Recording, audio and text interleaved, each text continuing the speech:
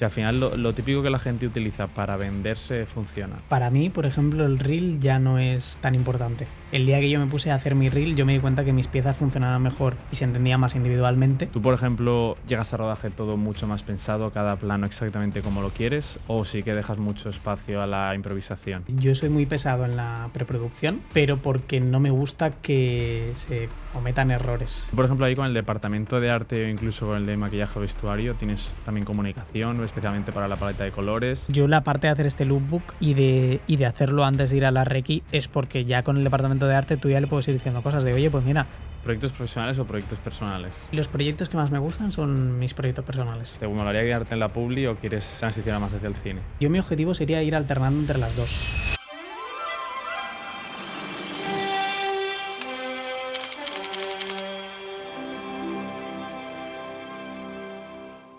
Muy buenas a todos y a todas. Estamos aquí en DHT Scope. Llevamos ya unos cuantos episodios. Muchísimas gracias por el apoyo en el anterior, que fue el de Héctor. Ha sido una pasada toda la recepción que hemos tenido. Y hoy estamos aquí con Alberto Moyá, un DOP Hola, David, ¿qué tal? de Valencia y compañero, con el cual hemos trabajado mucho también en la productora. Creo que realmente el curro así más importante que hemos hecho es el de Illo Juan, ¿no? Y yo, Juan, sí. El de Illo Juan que salió. Pues nada, tenemos a Alberto, que la verdad es que yo personalmente, incluso como también yo he ejercido como diré de foto y como productor, creo que es un talento y creo que es una persona que nos puede dar una visión muy realista de cómo está la industria ahora mismo, de cómo un poco crecer dentro de especialmente de este rol, un poco más de la fotografía y en el apartado de la cámara. Hemos traído diferentes talentos en diferentes sectores y nunca habíamos traído a alguien en la dirección de fotografía. Y pues bueno, yo he visto cómo ha ido creciendo y los trabajos que está haciendo ahora y pues bueno, la verdad es que es todo un honor porque, vamos, nos encanta tu trabajo, que los habrá visto ahora la gente en cámara. Pues tío, gracias por la presentación y un placer para mí estar aquí porque vamos, esto casi es mi casa, pues estoy aquí cada semana. Literal. O con chequeos o recogiendo material, entonces pues me alegra haber venido. Es que es eso, yo recuerdo también incluso que eso es lo guay, que hemos ido creciendo todo, ¿no? De cuando nosotros también incluso en el rental teníamos cámaras más low cost o lo que teníais una sea. oficina, ahora tenéis dos. Pequeñita. Sí, Entonces, mola un poco ver eso, ¿no? De que todos hemos ido... Que al final tú también nos has ayudado a serlo y muy express también, porque muy es express que también. tampoco ha pasado tanto tiempo. No, han pasado 3 años o 2, como mucho, desde el COVID. Entonces, bueno, también un poco esto, mi primera pregunta un poco para que la gente te conozca es cómo empezaste un poco y quién eres realmente. ¿Cuántos años tienes? ¿Has estudiado algo? Pues yo ahora tengo 28 años y yo creo que mi trayectoria es como un poco fuera de lo común para lo que creo que es la dirección de fotografía hoy en España, porque yo realmente, yo al principio ni siquiera quería dedicarme al tema del cine. Yo cuando estaba en el colegio quería ser ingeniero. Me di cuenta que las matemáticas no eran lo mío y como que mis padres me dijeron, mira, por lo que nosotros, tus inquietudes y que me gustaba el cine y tal, creemos que esta carrera podría ir un poco en tu línea. Y yo acabé haciendo la carrera de comunicación audiovisual en la Universidad de Valencia, una carrera cero técnica. En la UV, ¿no? En la UV. No el CEU. Sí, en la UV. Que encima es raro porque hay mucha gente en Valencia que estudia en el CEU y que se dedica a esto, pero en la Universidad de Valencia y que sean técnicos, por decirlo de alguna manera. No conozco a nadie. No conocerás a nadie. No conozco a nadie que le haya hecho en la UV, ¿no? Alguna habrá por ahí suelto. Pero por eso ya fue raro.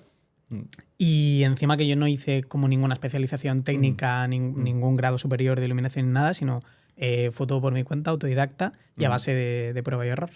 Pero, por ejemplo, este grado era de 4 años, conociste a gente que tuviese las mismas inquietudes, porque, por ejemplo, se suele hablar de esto mucho, ¿no? Al final puede que no sea un grado o una carrera que sea muy útil a nivel de conocimientos o que esté un poco outdated, pero que al menos conociste a gente que luego terminó en la industria o en este caso no. ¿O te sentiste un poco solo?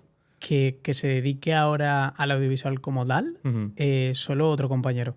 Joder. Que de hecho ahora está editando un documental para Netflix. Y en su momento fue mi compañero de piso. Y bueno, nosotros teníamos como un equipo de trabajo, se llama Buffet, y éramos 3 al principio. Y él era uno de ellos. Entonces, sí que me sirvió porque, digamos que en la carrera también conocí a otro compañero que nos planteó como hacer un proyecto de una cosa de entrevistas a gente del mundo del hip hop. Y digamos que yo antes de dedicarme a esto me iba a dedicar a YouTube. En plan, hacía mis vídeos de YouTube, mis reseñas de eso, hacíamos como entrevistas. Entonces, de hip hop, de rap. Sí, a artistas de rap. Hostia. Entonces, digamos que a raíz de 2 entrevistas principalmente a 2 artistas, que uno era El Hombre Viento y el otro es Eric Hervé, sí. como que yo ya hacía mis vídeos con la cámara y tal, pero nunca había hecho un videoclip. Entonces, como que vieron algo en mí, no sé el qué, les caí bien lo que fuera y me dijeron, oye, tal día necesito a alguien que venga a grabar, te vienes. Y a raíz de ahí fue como he acabado yo dedicándome al audiovisual. O sea, empezaste con eso y ya no hubo vuelta atrás, sí. ¿no? Haciendo entrevistas y de ahí videoclips y ya en la publi y ficción. Es una buena manera, siempre empezar en los videoclips porque tienes como esa libertad creativa y demás. También 0 recursos, ¿no? Entiendo también. Claro, no. Además, yo ahora creo que los videoclips han evolucionado hasta el punto de que ya no te imaginas hacer un videoclip con tú solo. Y yo era en plan, pues pensabas la idea, buscabas las localizaciones, el vestuario, color, grabar, editar. Bueno, pero ya incluso te planteabas todos esos términos, porque en la época entiendo que había mucha gente. Bueno, era como menos común, simplemente te lo grabo, lo monto yo en mi casa y ya está. Sí que había como 2 o 3 personas con, digamos, porque luego yo creo que los videoclips pasaban mucho de los filmmakers, del típico que va al parque con su colega y le graba un vídeo. Y luego sí que en Valencia había como 2 o 3 personas que tenían como mucho gusto y yo tuve la suerte de tener esa influencia como para, desde el minuto 1 creo que intenté como hacerlo profesionalizado. ¿Sabes? De buscar unas referencias, de darle que no fuera simplemente ponte ahí y te grabo, sino crear como una historia del videoclip.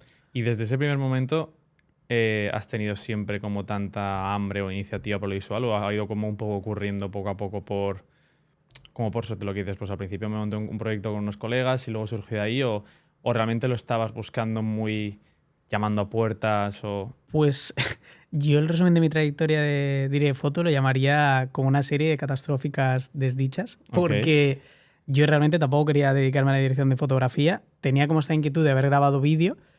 Pero yo cuando hice las prácticas de la carrera, yo iba a meterme en una empresa de como multimedia interactivo o algo así, que era como básicamente los que cuando tú haces alguna empresa quiere hacer como una gamificación, rollo de algo de acceso a Instagram o un pequeño juego o algo eso, como la gente que programa eso. Y sobre todo yo iba a editar contenido para esa empresa. ¿Qué pasa? Que una semana antes ellos estaban en lanzadera y como que les dicen que no pueden contratar a nadie. Y yo, gracias a un profesor, acabo de rebote en una serie de animación stop motion. Y al llegar a esa serie, a mí básicamente me dijeron, bueno, hay un eléctrico que se va y tú entras a sustituirle. Y ahí estábamos solo, la directora de fotografía y yo. Bueno, el eléctrico y todo, ¿no? Sí, y yo no sabía ni lo que era un ceferino por aquel entonces. Entonces, fue duro porque yo sí que tenía como ese... Lo que te digo, yo no venía de una carrera técnica, entonces yo sí que tenía como gusto visual, o por lo menos... pero las herramientas a lo mejor no... La dirección de fotos sí que veía eso en mí, pero luego me decías, ponme aquí un HMI y cámbiame la bombilla, ¿sabes? Yo tenía que cambiar bombillas de 1000 vatios y de HMI y era en plan, ¿yo en qué momento he estudiado esto? Claro. Sí. Pues mira, justamente lo estábamos hablando el otro día con Héctor y es que él incluso también mencionaba lo mismo, que él cree que ahora mismo nos estamos centrando tanto en las herramientas y en el programa que uses o en el DaVinci o Premiere o qué cámara sea, que incluso me decía que él lo que ha visto con más experiencia y con todos estos años es que lo que diferencia principalmente a estos perfiles más senior en el mundo de los VFX, ¿no? Pero que es aplicable a todo, es que ellos no saben las herramientas, a ellos les da igual con qué coño grabar. Graban analógico, graban digital, si ahora la red, era la red, si no era la R. Lo importante es que tenían ese ojo crítico y ese gusto, ¿no? Claro. Entonces, si tú tenías eso ya desde un primer momento, a mí me parece incluso más importante que el haber estado en una carrera técnica que te enseñe cómo funciona una cámara, o que también es importante, ¿no? Pero que es más importante que has desarrollado ese gusto por el cine, ese gusto por la imagen, ese arte, ¿no? Y también cómo funciona la luz, ¿no? Sí, yo creo, porque yo, de hecho, creo que lo que me caracteriza, lo que me dicen en los rodajes es que yo como director de foto me centro sobre todo en la luz. Incluso no soy la persona más técnica del mundo de saber de pues esta resolución, este sensor, cómo funciona la curva logarítmica de tal, pero sí que por lo menos tengo como esa intuición de ver algo y decir, vale, esto se ha hecho así. ¿Cómo consigo este resultado? Y también a base de formarme Y ya te digo, yo cuando, mira, lo de las matemáticas no se me daban bien porque yo creo que a veces conseguía la solución al problema, pero no sabía plantear el problema. Entonces, creo que mi trayectoria es todo igual. En plan, puedo llegarte a un resultado y a veces por intuición y no sabía ni cómo, o a base de eso, de prueba de error, de ver, de inspirarte. Y yo creo que eso, que también hay que tener como consumir mucho audiovisual. Ya no sea solo cine, sino videoclips, foto, hasta videojuegos, por ejemplo. Tener todos los días esa cantidad de input, ¿no? Es necesario. Y, por ejemplo, un poco, ahora que tú dices que al final pues ha sido como una serie de desdichas que han terminado llevándote a donde estás. ¿Realmente es el puesto en el que quieres estar? ¿Quieres, por ejemplo, jugar dirección? Un poco cuál es tu objetivo más a largo plazo, porque ahora, por ejemplo, te veo más asentado que quizás cuando te conocí, ¿no? Porque recuerdo que creo que la primera vez que nos vimos, a lo mejor estarías de primera C o de segunda C en alguna publi o no me acuerdo, o a lo mejor incluso de eléctrico, ¿no? Entonces, claro, ahora sí que estás en un puesto pues, que está muy guay, que te permite ser creativo, quizás es más lo que tu ojo necesita. ¿Quieres seguir tirando por aquí, por otro lado? Yo, mi objetivo ahora mismo sería, en la parte de la publi, entrar a una agencia de representación y en la parte de la ficción, hacer la dirección de fotografía de una película. ¿De una película? Sí. Estas son palabras mayores, ¿eh? Sí. O sea, realmente, mira, tenía aquí justo una pregunta. ¿Te molaría quedarte en la publi o quieres ir transicionar más hacia el cine? Pues, mira, justo estuve leyendo esta semana en el Camera Light. Bueno, si quieres, hago la respuesta concreta y luego ya me enrollo. Yo mi objetivo sería ir alternando entre las dos. Porque justo esta semana he leído una entrevista en la revista de Camera Light de un director que para mí es referente, que es Pep Guy. Sí, sé quién es. Pues Revistón, justo él, por cierto. Claro. Muy buena revista, sí. Él viene de hacer videoclips, viene de la publi, y no sé si ahora, o ya había hecho cosas antes de cortometraje y tal, pero ha hecho como su primer largometraje de ficción y el resultado mola. Entonces, a mí me gustaría como lo que aprendes de una cosa y de la otra, ir aplicándolo y combinándolo, ¿sabes? Porque yo al final vengo del cine y lo que me gusta es el cine. Entonces la publi está muy bien porque obviamente también te da más pasta, pero el cine tiene ese punto de pasión y de que creo que hay que incidir más en la parte de la preproducción, que es la que a mí más me gusta, de desarrollar un estilo visual, buscar un estilo concreto, unas lentes, unas tal, que la publi a veces no te lo da, porque la publi es cierto que, excepto algunas excepciones, bastante apurado toda la prep. Sota, caballo y rey también, en plan de la misma cámara, el mismo tipo de lente, la misma luz y el mismo resultado. Sí, también que no tienes tiempo para intentar hacer algo más loco y demás. Exacto, a no ser que llegues ya a unos niveles de publis de millones, pues... O sea, tú, por ejemplo, a rodaje, por ejemplo, yo conozco días de foto que, amigos al final que llegan más a rodaje, incluso un poco a la aventura, ¿no? Que tienen más o menos un poco en la cabeza lo que quieren y a veces no saben tanto de aparatos y demás, simplemente le dicen al gaffer, oye, quiero que me entre una luz por esta ventana, pues que sea más dura, menos dura y ya está. Tú, por ejemplo, ¿llegas a rodaje todo mucho más pensado, cada plano exactamente como lo quieres, o sí que dejas mucho espacio a la improvisación? Yo soy muy pesado en la preproducción, pero porque no me gusta que se cometan errores, que sean culpa mía. Es decir, a mí me encanta improvisar. De hecho, yo a la hora de operar cámara me gusta. Siempre hay un margen ahí. Sí, como ser muy libre y aunque haya dicho que esto iba a ser un plano medio con tal óptica, oye, pues ahora me apetece otra cosa. Pero soy muy pesado en la preproducción y todo el equipo de cámara y gaffer que haya currado conmigo te lo puedo asegurar, que yo soy de una semana antes o cuando sea, cuando ya hay una requi, cuando ya algo más cerrado, llamadita. De hecho, el otro día tuve una llamada de 2 horas con un gaffer y yo suelo hacer un documento como muy extenso de lookbook con referencias que me gustan, de esta determinada escena quiero conseguir este efecto y no por nada. O sea, yo sé que hay mucha gente que trabaja de la otra manera, igual también porque cuando tenga más trayectoria o más experiencia y trabaje siempre con la misma gente, yo sé que yo puedo ir a un gaffer y decir, ya sabes lo que me gusta, cárgame el camión con esto y el día de rodaje hablamos. Sí, por eso incluso los gaffers crecen de la mano también de los directores de foto y terminan incluso en cine y llegan ya a mesa. Pues es que yo de verdad que conozco.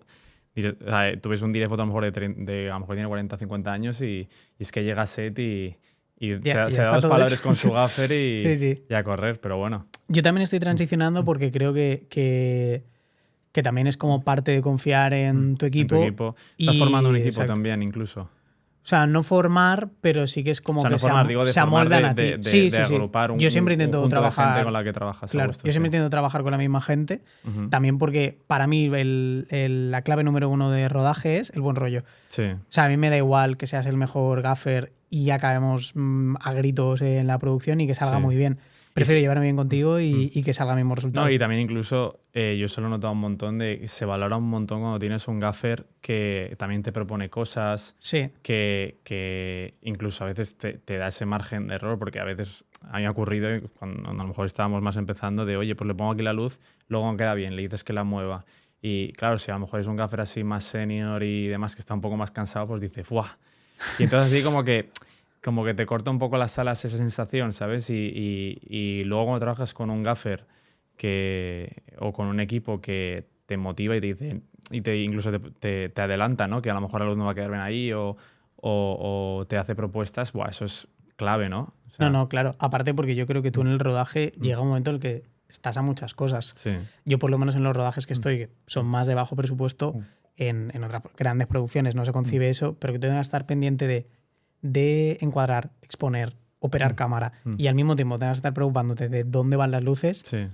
Yo por eso cada vez intento delegar más porque llega un punto en el que afecta a tu resultado. O sea, tú al final tienes que estar lo que tienes que estar y yo también soy muy pesada en la preproducción porque creo que si tú has hecho bien la preproducción, tú literalmente puedes llegar a set, ya tiene que estar todo hecho, ver el plano y decir, ok, podemos tirar y ya está. Y eso también como en el rol de director. Al final un director tiene que hacerlo todo antes.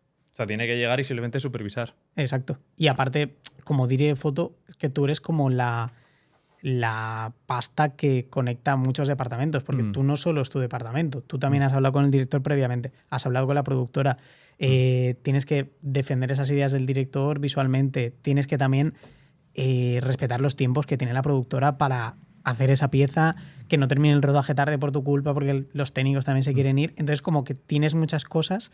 Sí, tienes muchas responsabilidades. Realmente eres el hombre que ejecuta la pieza. Sí. O sea, el director la piensa, se la imagina y demás, y tú eres el que la convierte en imágenes. Entonces, si al final luego no da tiempo el rodaje, es un poco culpa tuya. Es un poco culpa tuya o de producción, pero que al final todo el mundo te mira a ti, ¿sabes? Al final del día. Yo, además, si tardas 10 minutos de más porque no tienes algo claro, la gente ya empieza a mirar el reloj y a decir, oye, que nos queremos ir, y tú, vale, tranquilo, tío. Ya, pero bueno. Siempre también hay un poco ahí de margen y, o sea, por ejemplo, no sé qué sensación tendrás tú. La mayoría de rodajes siempre ocurre algo, te toca improvisar o te toca alargar o crees que ahora, por ejemplo, con el tiempo, incluso también haciendo producciones más grandes, está todo más claro, sale mejor. O era una cosa antes del pasado, de que como no teníamos recursos, pues era más fácil cagarla y tardar un poco más. O también sigue pasando ahora que estás haciendo cosas más grandes o estás haciendo un corto de 3 o 4 días. Es que yo creo que también al hacer cosas más grandes tienes menos margen de maniobra. O por lo menos yo intento afinar lo máximo posible. Y de hecho yo siempre soy de los que dice, por mí no va a terminar el rodaje tarde. Porque al final es como que yo también entiendo que yo no estoy ahí para hacer mi reel. Yo estoy para hacer un trabajo y todo el mundo que está conmigo está haciendo el mismo trabajo. Claro. ¿Sabes? Yo sí que hay mucha gente que yo sé que es partidaria de esto tiene que ser impecable, no sé qué, y yo voy a intentar ese resultado, pero también hay que entender que hay gente que depende de ti, que no puedes estar aquí tú empanándote, sino habértelo preparado mejor, por así decirlo. ¿Sabes? Totalmente. Un poco, ¿cuál dirías que es tu estilo? ¿Cómo te has definido ahora? Porque al final sí que ocurre mucho, ¿no? Cada realizador pues tiene su forma, su estilo, su tono, también con los directs de foto, ¿no? Y al final nos solemos empapar de muchas cosas o a lo mejor también te conviertes en un direct de foto que solo hace producto o que solo hace tabletop. Ahora mismo, ¿qué tipo de curro estás haciendo? ¿Cuál es tu estilo? Yo creo que la frase que lo definiría un poco, creo que es una frase de Natos Iguar que dice en chándal pero elegante. Que es como, a mí me llaman mucho como para hacer, cuando hay que operar cámara un poco de forma guarra, por así decirlo, de que se mueve mucho la cámara y que son planos como muy largos, que no tiene por qué ser una luz perfecta, clave alta y demás, claro. Me suelen llamar. De hecho, es eso. Yo diría que mi estilo es como que sí que me adapto bastante, pero cada vez lo estoy definiendo más hacia un tipo de pieza. Porque yo he hecho comida, he hecho cosas como más en plató, clave alta, he hecho beauties joya, también he he hecho visto, maquillaje, sí. he hecho, hasta una vez hice coche, entonces como también a mí lo que ahora mismo me gusta y es más como para mí sería unas piezas, no sé cómo dominarlo, pero que se llama un poco arty, por así decirlo, que es como... un poco más urbano incluso, ¿no? Sí, que tiene un punto urbano, pero que sea bonito, ¿sabes? Por así decirlo, que esté cuidado, pero que no se vea como, por así decirlo, la típica publi estándar de que todo está perfecto y el encuadre es como súper simétrico y demás, sino a mí me gusta como poder tomarte ciertas licencias y probar cosas nuevas también. Tú, por ejemplo, ahí en este tipo, por ejemplo, de spots y demás, ¿metes algo de mano en montaje o no tienes nada que ver completamente? Yo depende del director. Yo también es que como llegué a editar, yo sí que en las pres como que intento como hablar mucho con el director de vale, pero ¿por qué quieres hacer este plano? Esto antes de que va, esto es que lo vas que te a hacer digo, luego. que como tienes ese registro, realmente el montaje es muy clave y tienes que estar pensando todo el rato en Incluso eso. hay veces que cuando yo estoy grabando y a lo mejor algo no sale porque no sé qué, yo le llega a decir a directores, plan, tío, estos 3 segundos del final te dan igual porque luego no lo vas a montar. Exacto. ¿Sabes? Es que esa es la mentalidad que tienes realmente, Exacto. ¿sabes? Y ver el vídeo saber desgranar y decir, oye, Mm. esto no es necesario. O, por ejemplo, yo sé que tú tienes como mucho manejo del VFX, también te da como ese punto de Eso es exactamente. imaginarte mejor la luz y saber que ese croma luego lo vas a poder resolver, que esto O lo que no vas se a va a poder poder. eliminar o que no. Y tener ese criterio. Claro, claro. Y por ejemplo, eso es un factor fundamental, que no se suele hablar mucho en la dirección de fotografía, el tener también siempre, aunque no seas montador, en cuenta el montaje para saber que, especialmente tú que dices pues, que te centras mucho más en los movimientos de cámara, la sueles operar más tú, no eres un foto de plantar la cámara en trípode y que pasen cosas. O sea, claro. Sí que sueles operarla tú y hacer cosas más guarras, entre comillas, y que tienes movimientos muy chulos, cambios de lentes. También siempre sueles utilizar, yo que sé, angulares o lentes un poco más manchadas. Claro, si no tienes ese conocimiento sobre cómo va a quedar el montaje, a lo mejor tú haces un plano barrido y luego de repente, si no te acuerdas que en el montaje luego va un estático, no funciona. No funciona. Entonces, o sea, sí. que tengas esa visión es clave para poder grabar y tenerlo tú en tu cabeza, porque a veces incluso el director te viene y te dice, oye, pero esto quedará bien y tú sí, no te preocupes. Yo también eso ayuda, o sea, también ayuda a trabajar con directores que lo tengan como muy claro. Claro. Porque, claro, tú le puedes aconsejar y puedes como decir, oye, y si tienes el bagaje de edit, pues eso. Yo también lo mismo, a la hora de lo de los efectos especiales o lo que sea, yo voy a llegar a decir, oye, no te preocupes que esto luego se puede borrar, ¿sabes? Claro. O hacer un plate o lo que sea y que lo solucionas muy cómodo. No necesitamos resolverlo aquí en rodaje que va a costar 10 veces más, por ejemplo. Y en cuanto a color, por ejemplo, también lo tienes en cuenta en todo momento, porque a mí incluso me ha pasado, de ahora sabiendo todas las herramientas que tiene DaVinci y que puedes hacer locuras y mejorar planos, de que tú lo veías en cámara y decías, aquí poco puedo hacer. ¿Lo tienes en cuenta o tú, por ejemplo, eres muy raw con lo que grabas y se suele ver así? Es que yo sí que lo tengo muy en cuenta, porque también la manera de iluminar afecta a lo que vas a ver luego en color. Claro. Por ejemplo, yo suelo intentar emular mucho película y me gusta como el grano muy exagerado en lo que estoy rodando. Entonces, pues igual lo que más le favorece al plano en ese momento es como una luz más directa y más dura, porque luego, pues para conseguir ciertos efectos como el halation o demás, es mejor. Si tú vas con una luz muy suave y como muy... pues con unas sombras muy lavadas y demás, pues no vas a conseguir ese look analógico también. Exacto. Entonces yo siempre... Además, yo todavía no puedo, por lo que te digo, por rodajes de publi, pero a mí me gustaría trabajar incluso con un colorista previamente, hacer un pequeño LUT para que funcione para la pieza y hacerlo. De hecho, sí que lo he hecho en un proyecto y se notó un montón.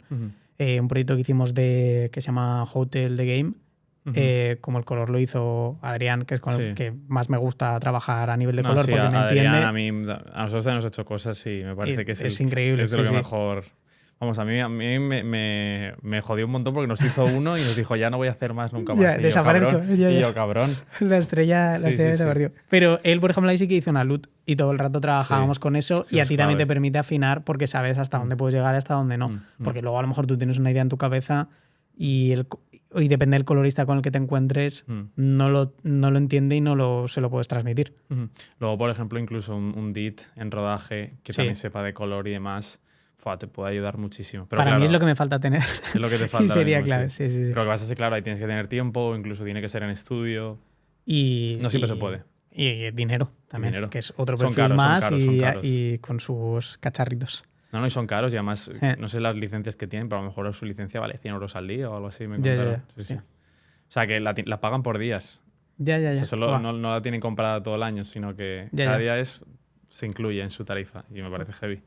O sea, que vamos, hay que tener... O sea, es un rol que se está ahora implementando mucho y mola porque también aporta seguridad y todo. Ya. Pero, joder, son perfiles caros, Pues mira, justo Pep Guy, que te lo he dicho antes, en la peli que estaba haciendo, él decía que él no trabajó con ninguna LUT, que él iba con el Rec 709 a pelo del Alexa Mini y ya está. También por el tipo de peli que estaba haciendo, que era como muy costumbrista y que él jugaba con luces practicables de allí. Entonces creo que la imagen que ella sacaba como que era muy cercano a lo que iba a hacer luego en color. Claro. Entonces yo creo que también es eso, según tu forma de trabajar. A mí normalmente me gusta dejarlo como lo más similar posible en rodaje a lo que luego se ve. También porque en la publi venimos de ahí, de que lo está viendo un cliente y que le interesa verlo. Exacto, no se quiere imaginar nada, quiere ver el resultado final. Quiere verlo ahí lo más parecido posible.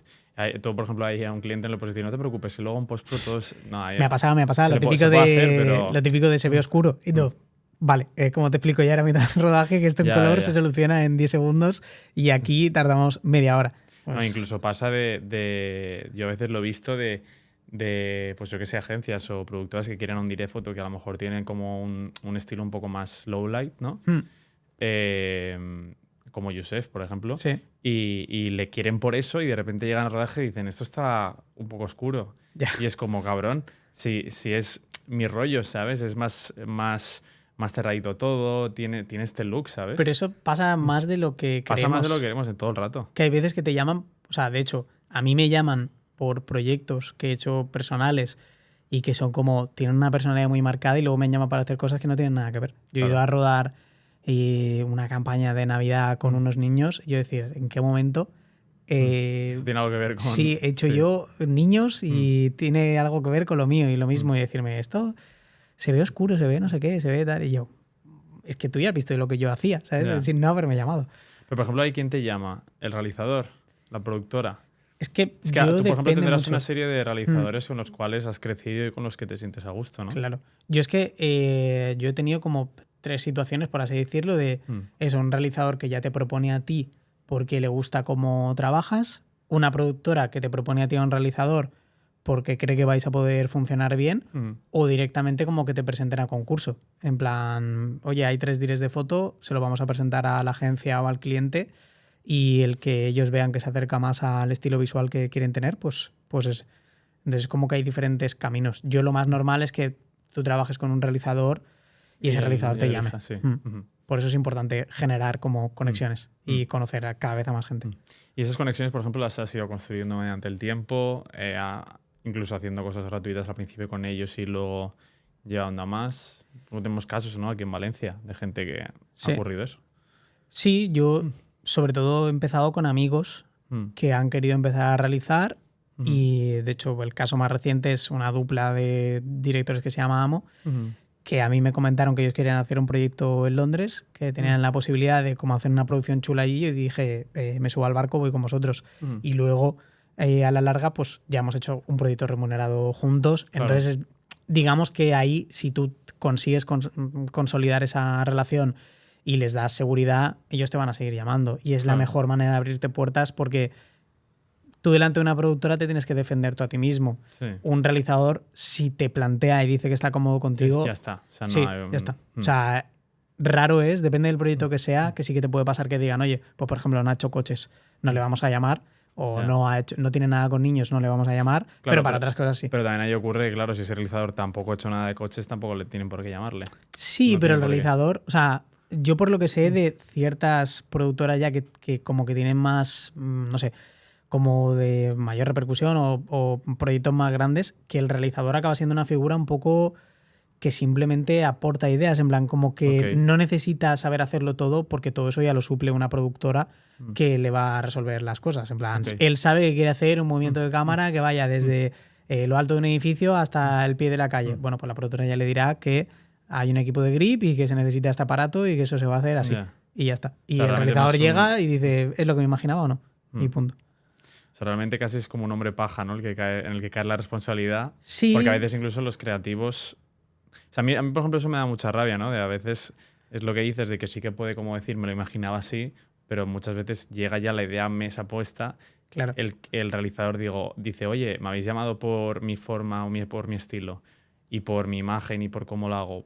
Hago una propuesta, un tratamiento y vuelven para atrás y lo querían como ellos lo querían. Es como, entonces, ¿para qué me llamas si yo no puedo marcar mi estilo? Entonces ahí aparece el concepto no de director, sino de realizador, de que tú simplemente realizas lo que te están diciendo y ya está.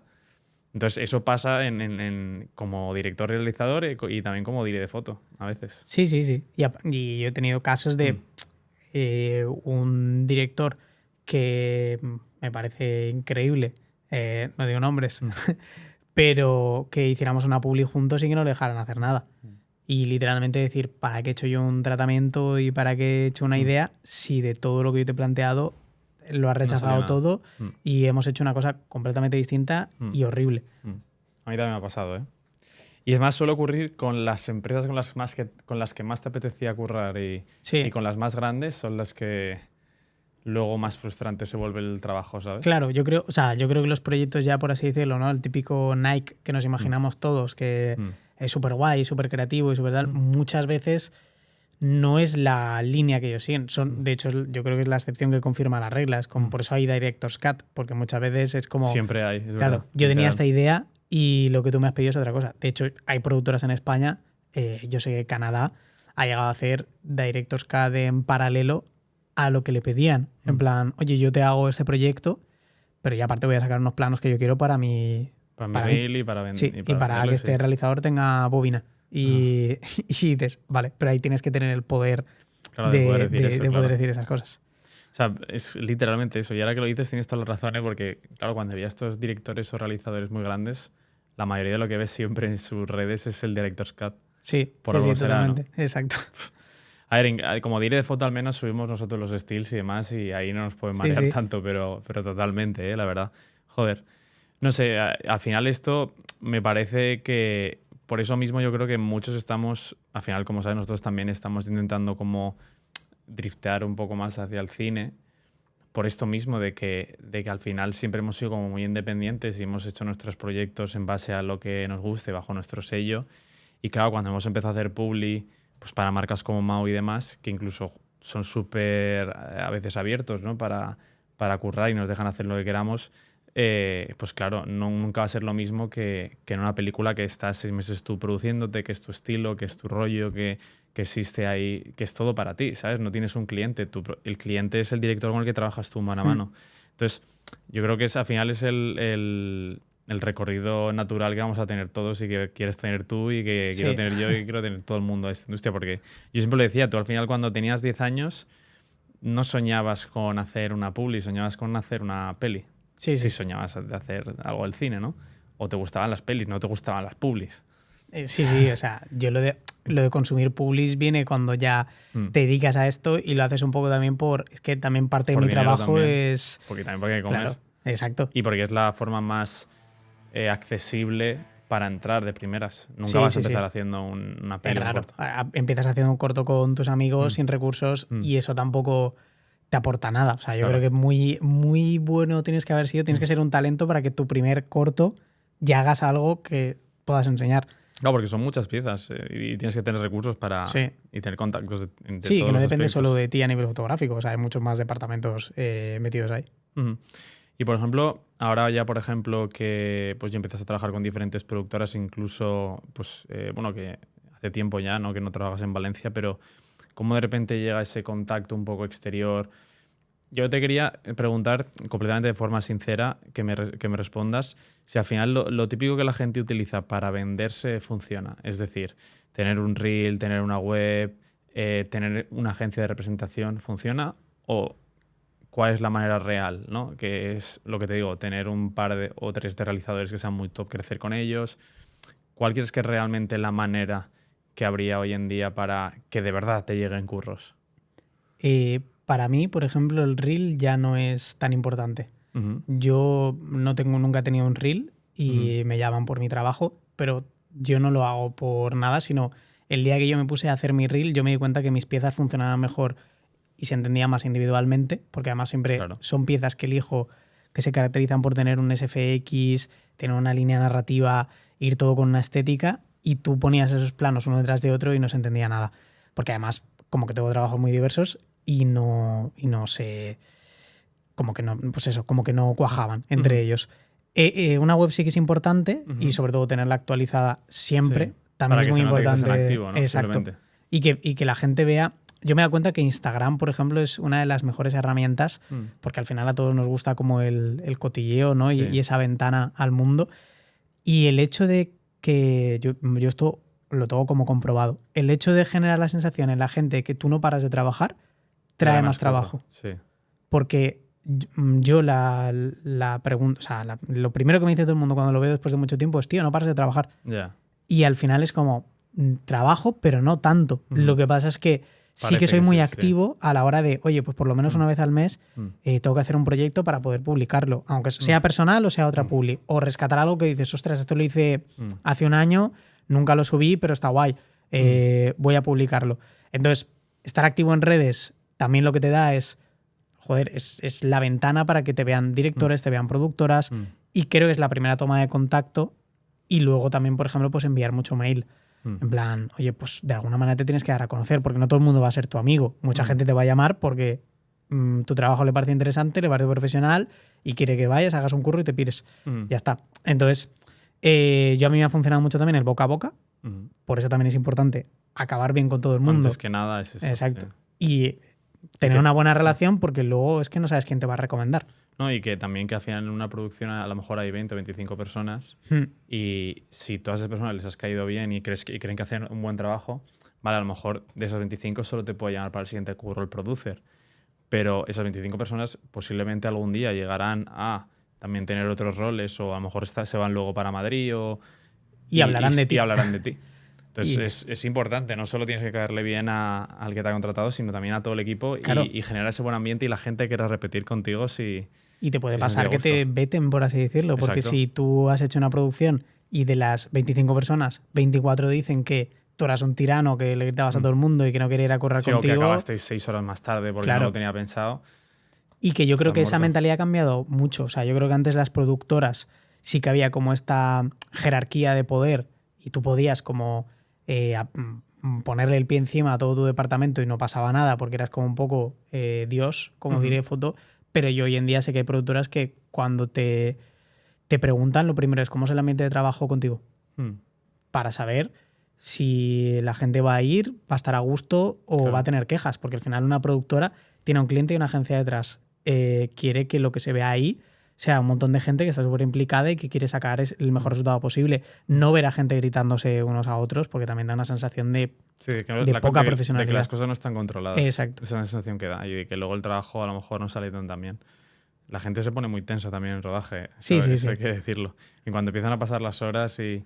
La gente no es consciente de que ahora es un trabajo muy, muy complicado y que esté todo el mundo controlado y esté todo el mundo a gusto es realmente complicado. Y con presiones por todos lados, sí. Lo más importante, no creo que me lo dijo, es dar de comer bien a la gente. Sí. Si la gente come bien ese día, el rodaje te cambia, mejor. Te cambia todo. He tenido un rodaje duro y comerme unos garbanzos ahí bien ricos y decir, va, 10 horas más. Que haya de todo, que haya pescado, que haya carne, que haya un buen catering, es súper importante. Es importante para producers, un consejito. Pero bueno, entonces, bueno, por ejemplo, me parece muy interesante todo esto que os mencionabas del reel y demás. Tú, por ejemplo, esto que dices de los mails, tú lo has llegado a hacer, has llegado a escribir a gente que te interesaba, especialmente, por ejemplo, o por ejemplo, a lo mejor por Instagram, a realizadores con los que te gustaría trabajar. ¿Tú esto lo ves como una buena manera actualmente o simplemente con el boca a boca serviría? Yo sí que he llegado a conseguir trabajos a raíz de Instagram o de mandar un mail.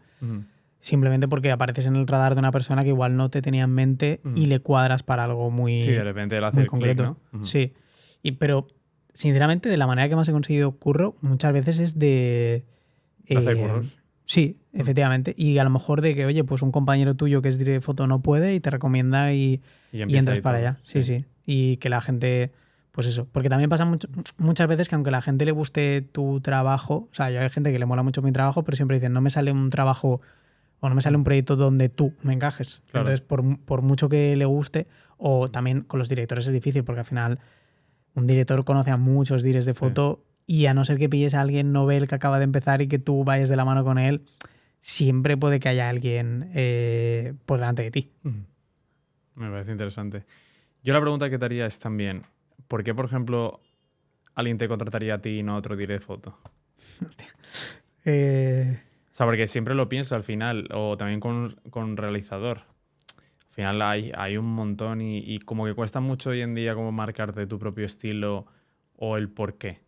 Tú, por ejemplo, ¿y crees que a lo mejor es por tu forma de estar en set, por lo a gusto, porque eres una persona que solventa las cosas en set, o porque quizás aportas una creatividad que nadie puede dar, porque tienes un estilo? Al final yo para mí creo que es algo importantísimo, ¿no? El saber diferenciarse de otra gente, porque si eres un DOP como cualquiera, que hace lo mismo que todos, no tienen por qué llamarte, ¿no? Claro.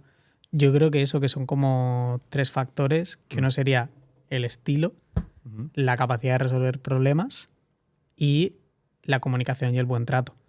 Porque al final tú también tienes una relación con una productora y cuantos menos problemas le pongas a esa productora, más cómodos van a estar trabajando contigo. Entonces, y eso, y al mismo tiempo, si tú te llevas bien con tu equipo, saben que trabajas rápido y que te preocupas por terminar a la hora, porque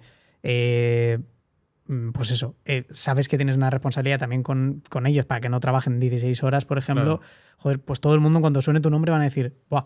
Renta, Van contentos a trabajar porque dicen, vale, con este me llevo bien. Ok, entonces a mí eso es que me parece fundamental. Y luego el estilo muchas veces va por delante y la calidad que tú Sí, saques. antes de todo. Sí, que eso es verdad que a veces, aunque seas un gilipollas, si tienes algo Sí. que sea un estilo muy diferente y que nadie tiene, pues Claro, te van porque a seguir llamando. al final lo importante es resolverlo. O sea, yo es que sé que hay diferentes caminos y a mí que una persona, por ejemplo, sea como más estricta rodando y tal, no me parece mal tampoco porque entiendo también que es un trabajo y es como tú tienes una responsabilidad y una presión de otro lado y que tú quieres que las cosas se ejecuten bien y a lo mejor pues eres un poco más serio, más estricto. Luego, fuera de rodaje, todo el mundo suele ser súper amable y súper buena peña en el audiovisual. Pero pues eso, tampoco se puede generalizar, pero como que hay diferentes caminos, este es el mío, yo de momento me está yendo bien, así que me quedo con eso. ¿Cómo ves realmente el panorama ahora mismo en la industria un poco? Porque no sé a lo mejor cómo lo habrás notado tú, pero sí que tuvimos como un pico muy grande de curro después del COVID, que fue un poco un boost para todos, ¿no? Tanto para ti como para nosotros. Pero ahora a lo mejor a mí me da la sensación como que quizás estamos entrando en un valle en el cual hay gente que está teniendo muchísimo curro, hay productoras que están creciendo un montón, pero también hay otras productoras que se están hundiendo. O incluso con toda la movida que hubo de la huelga y demás que está afectando, o que incluso los precios están bajando. ¿Tú esto lo estás notando? ¿O cómo lo ves en perspectiva quizás en comparación al año pasado? A ver, yo creo que estamos viviendo una resaca económica que en el sistema que tenemos pasa siempre. Después de una gran crisis, ya sea una guerra o una pandemia en este caso, hay un pico de que el consumo se dispara, luego se estabiliza. Por tanto, nosotros que nos dedicamos a la publicidad y el entretenimiento, yo creo que es un sector que se ve muy afectado. Pero no solo el nuestro. Entonces, en general también es que creo que se están produciendo una serie de cambios en el audiovisual. No vamos a meternos en el tema IAS, pero también va a tener que ver. Que nos va a afectar a todos. Y que también que, por ejemplo, antes, o sea, ahora se ha democratizado el audiovisual. Sí, Yo ahora es cuando accesible para empecé, cualquiera. claro, yo cuando empecé, no todo el mundo era filmmaker, por eso éramos 3 o 4 los que teníamos una cámara y 3 o 4 los que nos lanzábamos a eso. Ahora cualquiera con un iPhone puede hacerte un vídeo increíble en su casa y la figura que hay ahora de como de creador de contenido, que también le está quitando como mucho... yo creo que como mucho terreno, margen sí. a otro tipo de publicidad, porque eso, tú sabes que una persona en su casa puede hacerte una campaña que impacte más que otra dejándote 1 millón de euros porque no guste o porque no, la gente ya no ve la tele, no le llegan esos ads, por ejemplo, y esto es como mucho más directo y mucho más personal. Y más barato, que es la Y cuestión más también. barato. Y más barato. Efectivo y todo. Claro, es que ahí lo que ocurre es que ahora mismo es como que como hay tantas incluso plataformas o maneras de hacer publicidad y demás, está todo un poco difuso, ¿no? Y incluso a mí, por ejemplo, lo que me da la impresión, ahora me dirás, es que no es que se haya bajado la cantidad de publicidad o de lo que se invierte, sino que se ha como atomizado, ¿no? Sí. En vez de hacer una publi anual que te servía para tu empresa de Alioli, que era todo el año eso, pues ahora es, oye, ya no hacemos una campaña global, sino hacemos una cada 2 meses, en la cual hay 15 reels y en la cual hay 10 shootings y entonces es como que, claro, ahora de repente todo ese presupuesto anual que se podía hacer una pieza muy buena y con mucho carácter y que marcaba todo el año, que incluso podías hacer un jingle, ¿no? Que la gente cantase y se veía en la tele y todo ese rollo. Ahora lo que tienes es que hacer 10 piezas que tienes 5.000 o 10.000 euros para hacerlas en estudio, que son para Instagram, que lo ven 3.000 personas el Claro. reel. Entonces, claro, a mí me parece un poco una bajona, un downgrade brutal, ¿no? No sé, al menos hay más curro para todos, sí. pero es curro más barato y de menos calidad. No sé. Yo creo que también, o sea, va a haber como un momento de... Siempre hay procesos de profesionalización, porque claro, lo que ha cambiado ahora es que lo que tú decías, tú antes hacías una campaña, esa campaña era el vídeo y las pancartas que tú pusieras en autobuses y ya un poco está. más.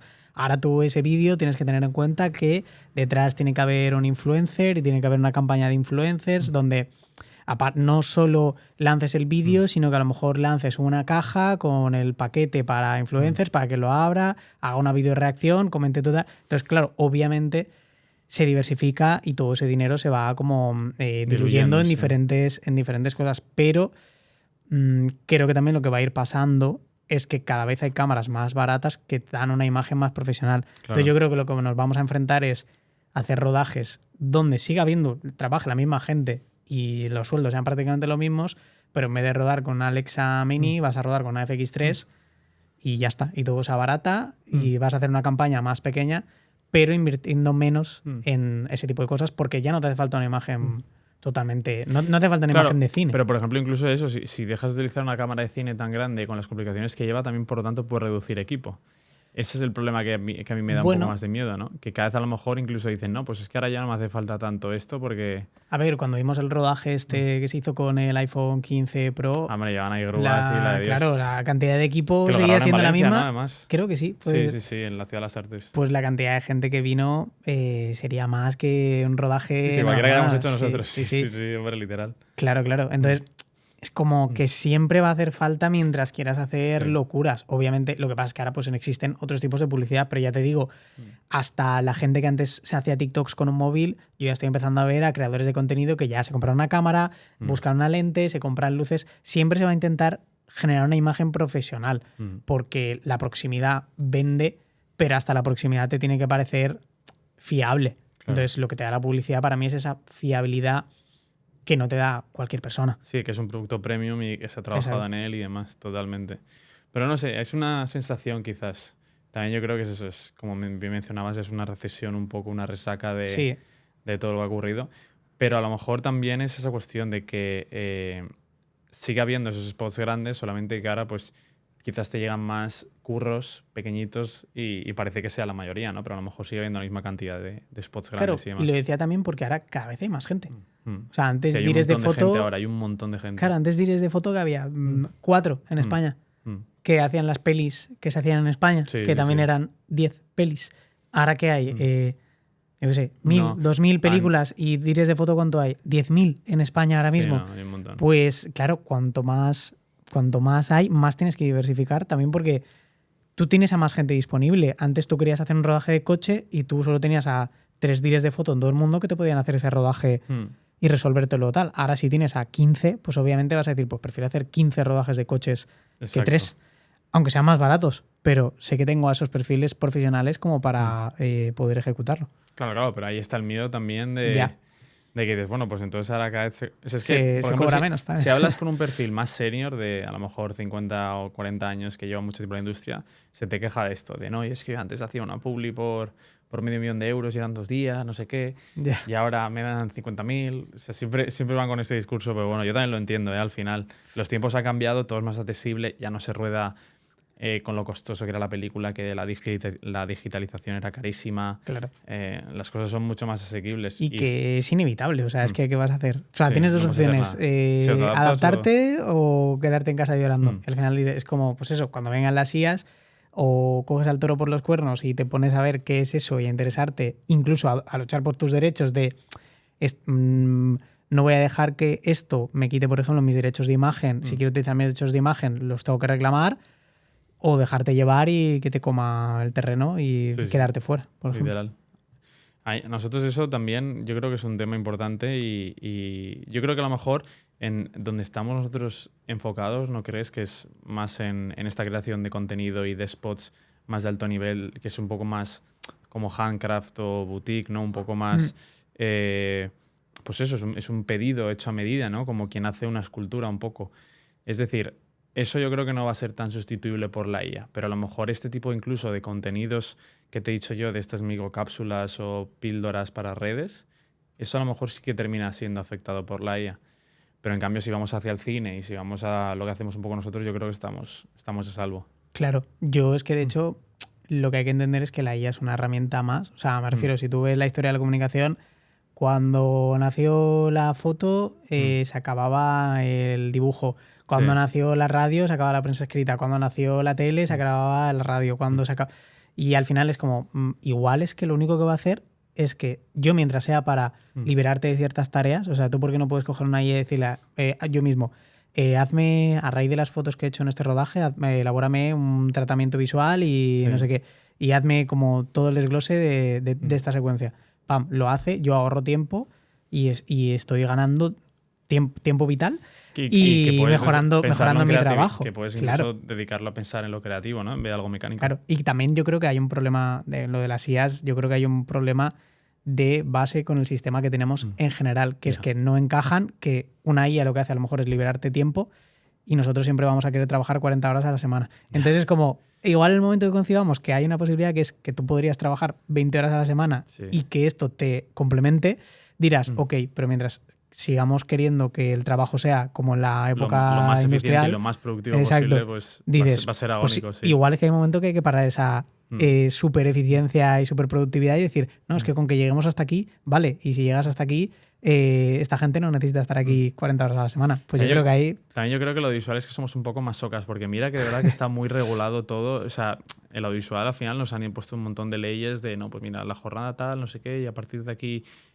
o incluso con el ecologismo y todo esto, pero parece que nadie lo respete. O sea, es como que para nuestro sector la ley no existe. Es decir, para un camionero, para todos, tiene sus leyes y la gente se las toma a rajatabla, pero aquí es que da igual.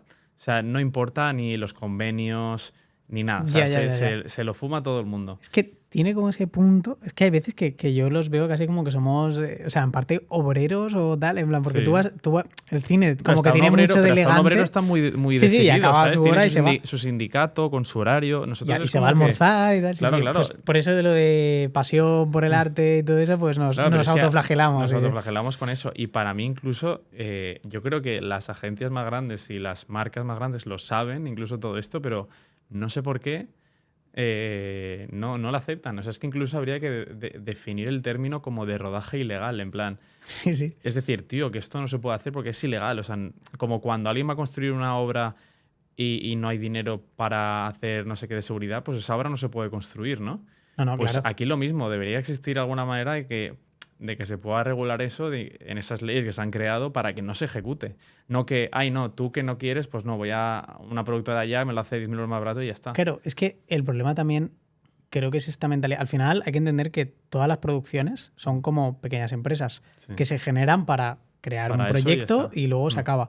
¿Cuál es el problema? Que también está esa mentalidad de vas a heredar la empresa, ¿sabes? Y a mí me han llegado a hacer, yo he trabajado también de auxiliar de producción. Y por ley, para el que no lo sepa, por ley, tú tienes que tener 12 horas de descanso entre una jornada y otra. Sí. Si no las tienes, tú te puedes negar a ir. Pero que juegan un poco también con la carta de ¿pero qué vas a hacer? ¿Te vas a negar y nos dejas aquí tirados? En plan, y tiene ese punto como de familiar, igual que te haría en cualquier empresa. No te vuelven a llamar y ¿sabes? Digo, hostia, ¿no te vas a quedar una hora más? Joder, que tenemos que acabar esto para mañana. Y tú al final la vida es que piensas y dices, pero yo por qué tengo que dormir 6 horas hoy, ir agobiado y coger un coche a las 4 de la mañana sin haber dormido porque para hacer una película. Dices, ¿qué sentido tiene? Sí, amor por el arte, perfecto, pero soy el auxiliar de producción. A lo mejor ¿sabes? Claro, eso sí. A lo mejor para una película, que sí que es lo que siempre has soñado, sí, pero se está haciendo una publi de unos bombones, tío, que no te motiva, que es no tu te trabajo, motiva ya y está. nada, O sea, pues, que al menos para este tipo de cosas, pues que existiese un poco de regulación y que también eso, que nivelase los precios. Claro. Porque a veces a mí me llegan brutalidades de, oye, tengo este precio y quiero hacer esto y esto. Y yo, tío, que no se... O sea... Sí, literalmente. Alguien te es va a decir que realizable. sí, pero que, tío, estás jugando con la vida de las personas. Es decir, van a empezar a las 6 de la mañana y se van a ir a las 10 de la noche.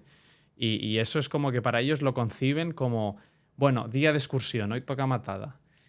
Y luego lo que ocurre es que la gente que curra en ese rodaje no solo es ese día, sino que luego a lo mejor al día siguiente tiene otro sí, y luego a la semana siguiente otro sí, y al final teníamos reventados. Sí. No, pero eso yo creo que también pasa, por lo menos yo creo que pasa mucho en Valencia o en otras zonas. Yo he estado con alguna productora de Barcelona, también porque era la chica era como una producer que tiene mucha experiencia. Ya te digo yo que eso no pasaba. O sea, ya te digo yo que ya decía, son 10 más 1 y a partir del minuto 1 estos son horas extra y yo no quiero pagar horas extra. Básicamente te decía, a tal hora hay que terminar y esto es así y esto es así. Y llegaba a tener como discusiones con la agencia o cliente. Pero claro, es como muy delicada esa relación que a quién le dices que no, no quiero... Siempre es el miedo, también como es un trabajo tan irregular, es el miedo a perder a un cliente. Por eso en cualquier otro tipo de curro que tú sabes que no te pueden echar por irte una hora, irte a la hora que te toca a casa, yo personalmente diría, yo me voy a mi casa y a mí no me cuentes películas, ¿sabes? Pero mañana podemos seguir trabajando. En esto es diferente. En esto es totalmente diferente. Pero no sé, yo espero que algún día cambie el tema y lo que digo, sí que al menos, para mí es un trabajo de todos. Al final va a ser imposible realmente que todas las productoras o que todos los trabajadores nos planteemos y digamos, mira, pues esto no va a ser así, porque siempre va a haber alguien que necesite entrar al sector y diga, bueno, pues ahora como mierda claro. y luego llegaré, ¿no? Pero al final es una cosa que nos planteemos entre todos y exijamos un poco esos derechos. Pero también que incluso que las agencias y que las marcas sepan lo que realmente cuestan las cosas. Claro. El problema es que habría que hacer una especie de, no sé, como tampoco un sindicato, ¿sabes? Pero como fijar unas tarifas y decir, por este precio, estas horas y estas son las condiciones. Y si te vas fuera de tu casa, te tienen que cubrir las dietas y te pagan la gasolina y todos estos gastos se pagan el mismo día de rodaje, por ejemplo. Y si todo el mundo hace eso, tú sabes que alguien se va a quejar. Claro. ¿Sabes? Porque en el momento que no se cumpla, todo el mundo va a decir, oye, esto no se ha cumplido. Claro. El problema es que lo mismo, como es un sector un poco que también cada uno... ya lo hace a su manera. Claro, y que no hay como una profesionalización de que te expliquen en una escuela, esto se hace así. Sí. Y porque lo que te explican es como teoría de otro tipo de cosas, de pues a la hora de producir, pues cómo tienes que hacer un plan de rodaje, pero no te explican en plan... pues así se elabora un contrato de no sé qué, el alta son tantas horas y esta persona solo puede trabajar de tal hora a tal hora y cobra tanto. Y, por ejemplo, sí que yo hay otros departamentos que sí que lo tienen como mucho más fijado, en plan, la parte de eléctricos, gaffer y tal, es como un departamento que lo tiene súper regulado y el resto no. También es porque hay algunos que es como más departamento artístico, podríamos llamar, que a veces es como, por ejemplo, es el precio de un realizador, ¿qué lo marca? ¿Un convenio o su demanda? Porque si tú eres alguien muy top y alguien muy exclusivo... Tú puedes poner el precio que quieras y si quieres trabajar con ese tío le tienes que pagar tanto. O pero puedes decir, oye, voy súper rodeado, te cobro 10.000 euros. Claro. Si lo quieres coger, bien, si no... Y por lo menos lo que son los mínimos, eso sí. Eso se tiene que cumplir. Tú, por ejemplo, cuando te llega un proyecto, ¿cuál es tu forma de proceder? Es decir, lo que decimos, te suele venir por el realizador o por la productora. ¿Cómo empieza todo ese proceso? Tú, por ejemplo, te incluyes en la PPM, estás de manera muy activa junto al realizador... Yo normalmente lo primero que me suele llegar es o por parte de la productora o por parte del realizador un tratamiento. Entonces yo en base a ese tratamiento lo primero que hago es que me lo leo y yo ya me marco, ya sea a lápiz o en el ordenador, una serie de necesidades o pautas, por así decirlo. Yo lo llamo siempre desglose de necesidades. Okay. Que es como, oye, pues, ¿qué veo en estas imágenes de referencia? Veo que son unas lentes anamórficas, veo que son unas lentes esféricas, veo que por las referencias vamos a ir en mano, va a haber estos movimientos de cámara, cuál es el tipo de luz, cuál es el tal, y en base a eso tú ya te haces una idea de lo que es el proyecto Y yo todo eso lo suelo trasladar a un primer lookbook, que yo lo llamo. Que el lookbook es como un término más de cine, pero podría ser un mood board. Simplemente de, oye, mira, en base a lo que tú me has pasado, voy a ir con. Esto, sí. Exacto, voy a ir con este formato, estas lentes, voy a ir en esta paleta de colores y este tipo de luz. Vale, ok. Que eso ahí a lo mejor, por ejemplo, utilizas Shotdeck, por ejemplo, o alguna herramienta sí, similar. yo utilizo frameset.app, que es más para Publi, y Shotdeck, que está guay Sí, porque. más de cine, sí. Sí, porque siempre suele como tener encuadres como mucho más canónicos y a la gente le suele entrar mejor las referencias de cine, que es como que algo conoce. O porque lo han visto. Sí. Sí, y de hecho a veces hasta te ganas a la gente así, porque de repente ve una referencia a una peli que le mola y dice, ah, mira, sí, me lo imaginaba vamos así. exacto, vamos en la Sí. misma línea. Y tú, Sí. ok. Y eso, como que yo hago ese primer lookbook, tú normalmente para un tratamiento lo que te piden como diré fotos que hagas como un par de hojas, simplemente, con un poco de información de lo que vas a plantear. Eso se plantea al cliente y ya tienes como el feedback un poco. El feedback, la PPM donde se cierra todo y ya tienes como dos procesos que son scouting, donde se eligen las localizaciones, y una Reiki, que es una localización técnica, donde yo personalmente... ya te traes al gaffer y comenzáis a... Va al gaffer contigo y vas mirando con el realizador qué planos vas a hacer y dónde los vas a hacer. Yo lo óptimo para esto, que es lo que yo este año me quiero comprar, pero tengo que ahorrar, para mí, o sea, hablando digo esta marca también porque todo el mundo utiliza Apple en el sector, llevarte un iPad Pro que tenga la mejor cámara posible, utilizar una aplicación rollo... Sí, que te mide el sensor de la ARRI. Sí, exacto. Yo la aplicación que utilizo se llama Cadrats, que básicamente lo que hace es que tú pones la cámara que quieres, el formato, las líneas y las lentes que vas a usar, más o menos te lo reproduce. Tú haces las fotos de los planos que vas a hacer en la localización y para mí lo más óptimo de por qué utilizar un iPad y por qué utilizar esa app es que tú conforme terminas ese día de Reiki, tú mandas un PDF con lo que son los planos hablados y tú ya tienes un documento que dice esto es lo que hemos hablado. Ya. Para que luego, si llega en rodaje y empiezan a haber cambios o cosas tal, decir, yo esto nunca lo hablé. Sí. Y es importante tenerlo y dejarlo claro porque puede haber cambios que si retrasan el rodaje, tú poder decir, esto no es culpa mía. Claro, tú te comprometes a hacer ese tipo de planos y en ese momento estás hablando con el gaffer sobre cómo iluminarlo y él te dice, dará tiempo. Y entonces tú en base a eso lo creas. Si luego lo cambian, te lo cambian, claro. Ya no es tu responsabilidad. Eso es una decisión de quien lo haya decidido que no es cosa tuya. Y también está bien eso por eso, porque así te haces un documento muy rápido y tú en base a eso, bueno, pues a partir de ahí ya mi proceso es que yo hablo con pues, el de cada uno de los departamentos, pues ya sea con el primero de cámara, el gaffer o grip, qué necesidades tengo, qué planos se van a plantear, y yo muchas veces me dejo como aconsejar también de decir, oye, vamos a hacer esto y esto, ¿qué sería lo mejor y lo más óptimo? ¿O cuánto tardamos? Para luego también con el ayudante de dirección hacer el plan de rodaje, ver que todo eso es plausible y que no es una locura, y ya a rodar. Y si lo has hecho bien, el día de rodaje puedes estar tranquilo y tomarte tu cafetito a primera hora. A primera hora. Tú, por ejemplo, ahí con el departamento de arte o incluso con el de maquillaje o vestuario, ¿tienes también comunicación, especialmente para la paleta de colores? Sí, normalmente sí que yo en rodaje suelo hacer mucha... Porque hay mucha gente que en dirección de fotografía no lo tiene en cuenta y es una parte súper importante. Yo la parte de hacer este lookbook y de hacerlo antes de ir a la Reiki es porque ya con el departamento de arte tú ya le puedes ir diciendo cosas de, oye, pues mira, me gustaría unas cortinas aquí. Oye, esta pared la podríamos hacer de tal color. Oye, el vestuario. Pues mira, también la gente profesional y ya espera eso de ti también, que le preguntes y te propone y te dice, pues mira, yo si vamos a ir en esto, yo por ejemplo tuve una publi hace poco y yo dije, mira, me gustaría que las protagonistas tuvieran como una ropa muy saturada, porque luego yo eso lo voy a reforzar en color y para el código que llevamos creo que va a molar porque le da como un rollo más pop. Y fue en plan, vale, pues lo tengo en cuenta a la hora de hacer esto y tal. Claro. Entonces, por eso lo que decíamos antes, que es una figura muy importante, porque al final lo que se va a ver es lo que tú piensas, cosa tuya. Luego también dentro de las limitaciones, porque también es verdad que no siempre puedes pedirlo todo lo que quieres y también tienes que saber jugar con lo que hay.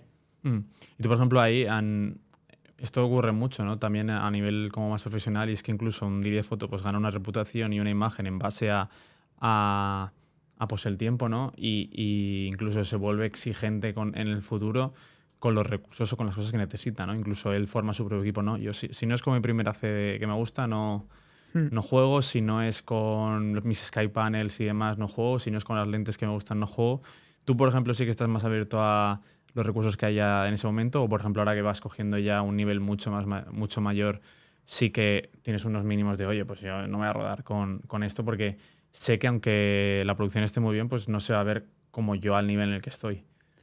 Sí que tienes que empezar a desarrollar un nivel de exigencia en cuanto al material y los mínimos para rodar, porque, Pero claro, también por responsabilidad de la por producción. responsabilidad, claro. Tú eres el que tiene que decirle a la productora. O avisarle al menos. Claro, ¿sabes? sí, voy a poder hacer esto. O decirle, oye, no. si me recortas esto y me quitas, en vez de esta lente me llevas estas, pues que sepas que se va a ver peor. Claro. Es como el hecho de... que a mí me pasa muchas veces porque yo las producciones en las que estoy tampoco son las más grandes del mundo. Entonces, no, pero incluso hasta las más grandes hay recortes. Claro. Pero cuando tú dices, tú me planteas una referencia, siempre hay un problema con el tema de las referencias, Siempre. tanto a niveles de...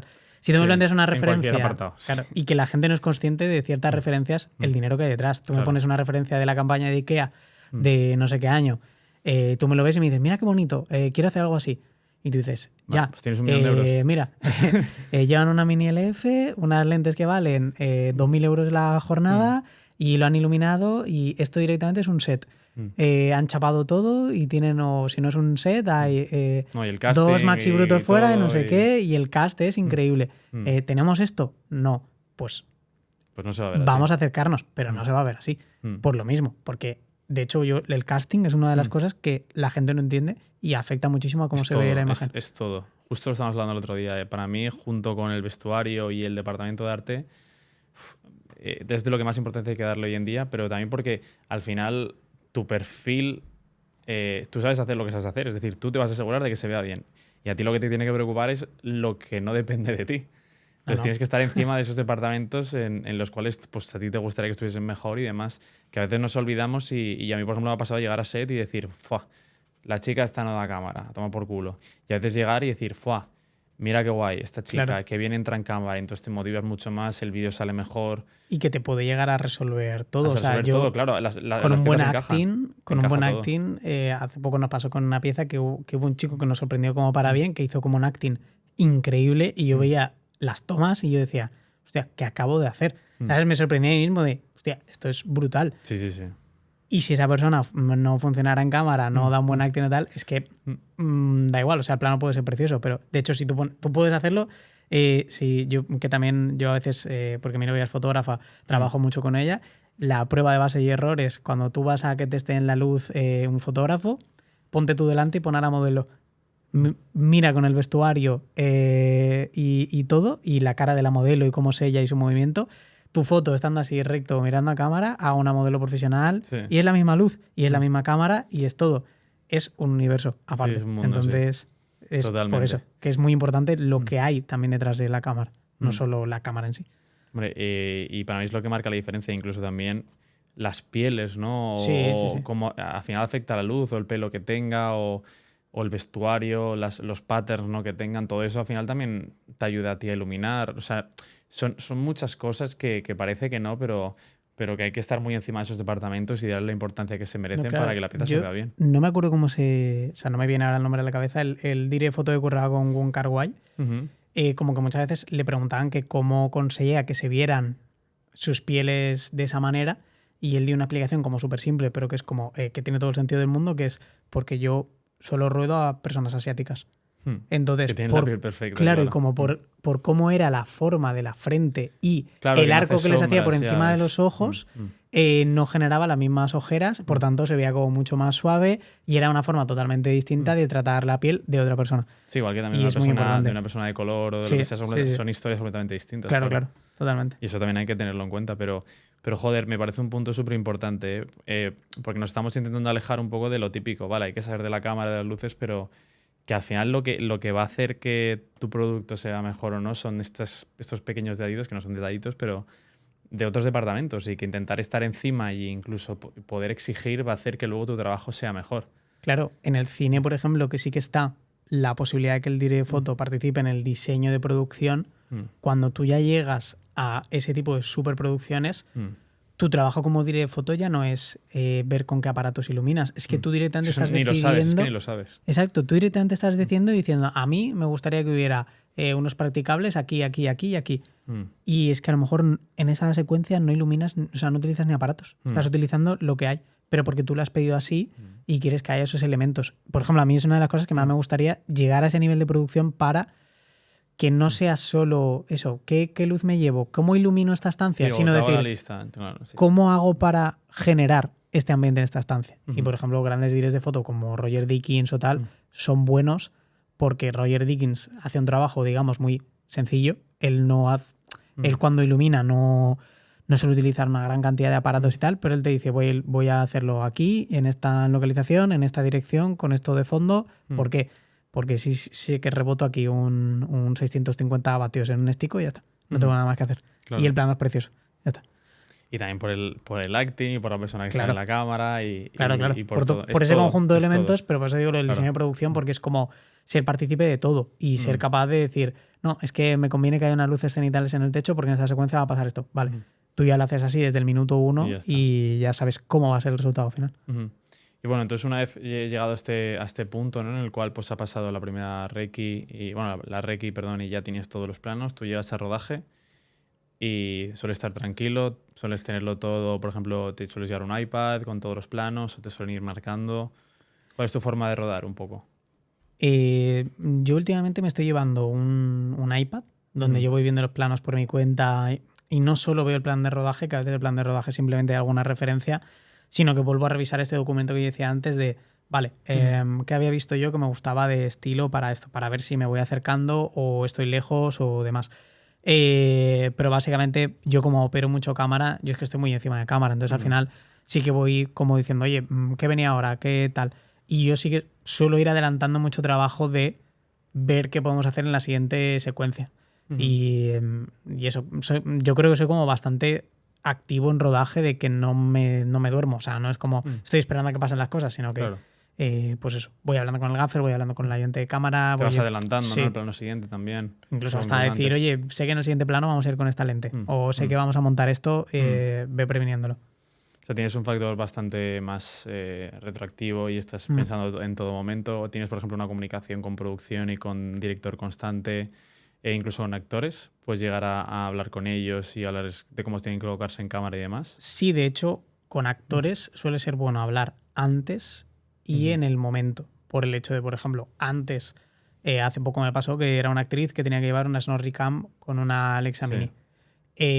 Claro, yo ahí creo que fui bastante inteligente porque hablé con ella y ya el día de antes se lo fui planteando y fui tanteando para ver también qué tipo de persona es. Claro. Porque si tú ves que es una persona que rema muy a favor y que es muy maja, se va a simplificar todo mucho más. Si es una persona que la ves que se está quejando todo el rato por todo, dices, madre mía la que me espera. Claro. Entonces, también anticiparles eso a los actores les ayuda porque ya saben lo que vas a hacer. Porque muchas veces también es verdad que ya llegamos ahí, les plantamos una cámara encima de la cara y dicen, les agobia, bueno, que... Sí, que se tienen que sentir en confianza, claro, que al final eres tú el que está grabando, el que le da la grabar y el que le pone la lente en la cara. Y luego lo mismo, pues yo muchas veces sí que doy indicaciones de, oye, pues si mira, si haces esto y levantas la cabeza, la luz te favorece más. Claro. Luego ya hacen lo que quieren, pero tú sí que le das esa indicación. O sobre todo en publi, que sí que tienes como ese punto de ser más pesado, puedes. En cine sí que es muy diferente porque la forma de dirigir actores no es la misma. No depende de ti, sí. Exacto. Sí, porque en publi son modelos sí y en más, cine son actores. Claro, son otras cosas. Al final en publi sí que tienes que buscar tú el look visual casi primordialmente y tienes como hay más voz y voto, pero en cine sí que está como todo mucho más marcado y importa más el acting que lleva un minuto hablando que... Y en publi el modelo o la modelo es como un elemento más y que digamos que se ha elegido para estar ahí y responder a una imagen. Y tú en el cine es que a lo mejor el actor es un tío que a ti te saca 20 años de trayectoria y que tú no le vas a explicar cómo tiene que hacer las cosas y que te va a decir, lo mío es actuar. Incluso que se coloca delante de cámara él como él cree que se ve mejor. Claro. Y ya está. Y tú no le puedes decir nada, ¿sabes? Hay una anécdota, de hecho, de rodando el Joker que Joaquin Phoenix, una vez le explicaba en una secuencia, creo que es la que sale llorando delante del espejo, él dijo, yo solo voy a llorar una vez. Entonces... Claro, tú como director de foto tienes que decir, vale, ¿cómo planteo yo esto? Para sacar esto desde el número máximo posible de ángulos, tener esto cubierto, porque el tío me está diciendo que solo lo va a hacer una vez. Y otra secuencia también que creo que como que se jodió la pierna y dijo, solo voy a correr, yo hago la secuencia, pero solo voy a correr una vez. Entonces, claro, tú ahí, ¿qué le vas a decir? ¿Cómo se pone delante de cámara? Sí, dile tú a Joaquin Phoenix que se ponga así, te va a decir, sí. Ya me sacarás, ya te preocuparás tú de sacarme bien, que es tu trabajo. Bueno, así da miedito eso, sí. Joder. Ahí había presión, o sea, el tío tenía ahí mucha presión. Hostia. No me puedo imaginar qué pasa si sale mal y le pides repetirlo, pues seguramente que no te diga que no. Pero por eso ahí también llegas, yo creo que a ese nivel para ese tipo de cosas, ¿sabes? Cuando llegas al cine y llevas 20 años de recorrido y eres director de foto, tienes que estar preparado para esos momentos y por eso te llaman. Para cuando solamente tengas un intento o dos o para cuando estés con una estrellita, que tengas a todo tu equipo preparado ahí desde hace 2 horas y simplemente llegues, sea a grabar y chimpum y sea de puta madre. Por eso te llaman. Y que no haya fallos. Y que no haya fallos. Porque todo el mundo, yo creo que con tiempo ilimitado, cualquier director de foto más del que esté empezando y más con tiempo ilimitado, con recursos limitados, puede hacer una peli de puta madre. Sí. Con tiempo ilimitado, vamos. Pero claro, lo difícil es que te llegue una publi hoy, que te digan que la Requi es el lunes y que esté rodando el martes y que tengas que montarte tu equipo, que es la gente de tu confianza, que hagas malabares y que sepas sacar la cosa bien. Y que salga bien. Y que salga bien. O sea, eso es realmente lo complicado. Y para eso nos llaman. Más que por el producto, por que les salvamos. Porque tenemos esa responsabilidad y porque hacemos que la imagen se vea bonita con muy pocas cosas. Exacto. Y nada, pues eso, una vez termina el rodaje, ya lo tienes todo dado. ¿Sueles siempre rodar de más? ¿Te suelen faltar cosas? Yo normalmente, o sea, creo que siempre como que rodamos un poco de más. Uh-huh. Yo siempre soy de que si puedo sacar alguna cosilla extra, por lo mismo que decíamos que para montaje ayuda. Pero vamos, por lo general, si el director tiene como... Es que claro, depende del tipo de publi, pero si el director tiene claro lo que quiere, tú rodas lo que te pide. Claro. ¿Sabes? Y con mucho, pues sí que es verdad que si ves que algo funciona, yo sí que soy de decir en set, oye, pues si nos da tiempo molaría rodar esto. Claro. Porque también porque tú tienes que ser un poco listo y ver qué planos... si tú ves un plano que te va a funcionar para tu bobina, tíralo, ¿sabes? No te intenta de cualquier manera sacarlo. Al principio sí que, por ejemplo, harías esquemas de iluminación también cuando empezabas, pero ahora, por ejemplo, los hace más el gaffer y te los plantea él. Él supongo utilizar algún programa de ordenador y demás, y tú lo supervisas, o ya, por ejemplo, simplemente marcas el ambiente y ya está. Yo antes sí que hacía los esquemas, además, de hecho, sí que me ha pasado de varios gaffers de decirme, hostia, me has hecho la mitad del trabajo. Pero por lo mismo, que también al querer asegurar un resultado 100%, quieres meterte en todo. Claro, quieres meterte en todo. Y luego es cuando ahora poco a poco estoy empezando a entender y decir, oye, esta persona a la que yo le he dicho esto sabe hacer su trabajo, por tanto, déjale. En plan, ahora hace poco un proyecto, por ejemplo, sí que me pasó que hace poco un proyecto no pudo venir el gaffer a la Requi, entonces yo sí que tuve que hacer un poco más la labor de pues ver la dirección del sol, pero yo ahí, por ejemplo, solo le hice las plantas de cámara de, oye, los tiros son este y este. Y ya te apañarás tú para cómo montamos la luz. Claro. Y así, o sea, ya ahora me está gustando más trabajar así, desde luego. Es mucho más cómodo. Muchísimo más a gusto Sí. Y lo que veo, al final 2 cabezas piensan más que una, ya está. Sí, totalmente. Simplemente. Yo precisamente cuando empecé creía que lo tenía que hacer yo y luego me di cuenta que lo tenía que hacer el gaffer y a mí no me lo dijo, pero bueno. Y incluso depende con quién te encuentres, le puede sentar como mal que tú le digas qué aparato usar. Porque él te va a decir, bueno, yo pondré lo que yo considere en función de la potencia, la dirección y lo que tarde en montarlo, ¿sabes? Me ha pasado. Pero eso está muy guay también. Incluso a veces que te digan, no te preocupes. Sí. Tú quédate hablando con... Sí. Te traigo un café y te quedas hablando con el realizador y ahora vengo yo en 10 minutos y te planteo algo. A mí cuando me dicen eso digo, ¡buah! Ese es el gusto. Ese es el gusto. ¿Utilizas alguna herramienta también en tu día a día para seguir mejorando? ¿Tienes algún tipo de inspo, gente que te motive? O, por ejemplo, algún director de foto que te gustaría ser de X manera. Pues sí que tengo como ciertos canales de YouTube, luego también en Instagram, lo que me van saliendo, diferentes perfiles, pero como diferentes canales de YouTube muy clave que sí que te hacen, por ejemplo, Wandering DP, Tenfold Productions, creo que se llama también Alex o Carlos Stigliano, no sé, que es un director de foto, que sí que te explican un poco cómo hacen ellos, cómo afrontan ellos diferentes situaciones, que está muy guay porque puede pasarte que a lo mejor nunca hayas rodado, yo qué sé, pues en el interior de una casa con un ambiente de noche y que veas el desglose de alguien y digas, hostia, pues mira, esto se aproxima a lo que yo quiero hacer y más o menos, luego, es verdad que aunque tú intentes reproducir lo que ellos han hecho, no lo vas a conseguir porque cada situación es única y no es lo mismo un salón de una casa que otro, por ejemplo. Claro. Y luego, ahora también hay como un director de foto, creo que es ruso o es ucraniano, que sigo en Instagram, que él hace producciones muy tochas y te lo explica todo. Y mola bastante. Lo que pasa es que solo lo veo visual porque los subtítulos son en ruso. Nada, sí, ¿no? sí. O sea, tú solo le ves hablar y lo que más o menos plantea y por lo que tú sabes, deduces lo que ha montado. Pero yo creo que está guay.